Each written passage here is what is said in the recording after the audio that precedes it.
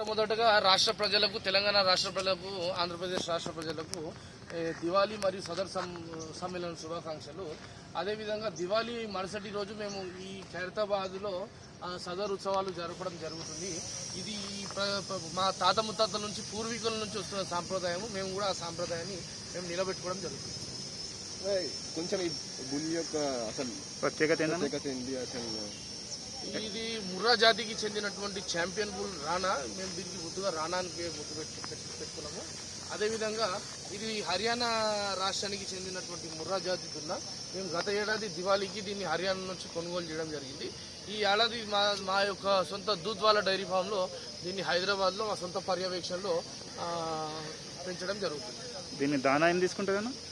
ప్రతిరోజు ఇది 5 కిలోల యాపిల్స్ తింటుంది. అదేవిధంగా 10 కిలోల క్యారెట్స్ తింటుంది, పచ్చిగడ్డి తింటుంది. పొద్దున 10 లీటర్ల పాలు, సాయంత్రం 10 లీటర్ల పాలు తాగుతుంది. అదేవిధంగా కల్లి, చున్ని, దానా, శనగలు, అదేవిధంగా మొక్కజొన్న తింటుంది. అదేవిధంగా బెల్లం తింటుంది. అదేవిధంగా వారానికి ఒకసారి నెయ్యి పెడతాం. మేము నెయ్యి పెట్టి వాకింగ్కి తీసుకెళ్తాం. దీన్ని ప్రతిరోజు 2 కిలోమీటర్ల వాకింగ్ చేయిస్తాము. ఇప్పుడు దీని వయసు 4 సంవత్సరాలు.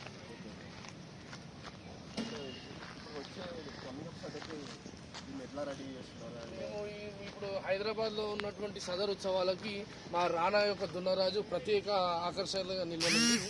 అదేవిధంగా మనం చూసుకుంటే ఇదివరకు మా యాదవ్ సోదరులు మీ హర్యానా, పంజాబ్ రాష్ట్రాల నుంచి ఓన్లీ సదర్ ఉత్సవాలకు తీసుకురావడం జరుగుతుంది. కానీ మేము మాత్రము ఇది ఓన్లీ సదర్ ఉత్సవాలకు కాకుండా పాడి పరిశ్రమ యొక్క అభివృద్ధి గురించి, అదేవిధంగా మేలు జాతి గేదెలను ఉత్పత్తి చేయడానికి మేము ఈ మేలు జాతి దున్నని కొనుగోలు చేయడం జరిగింది.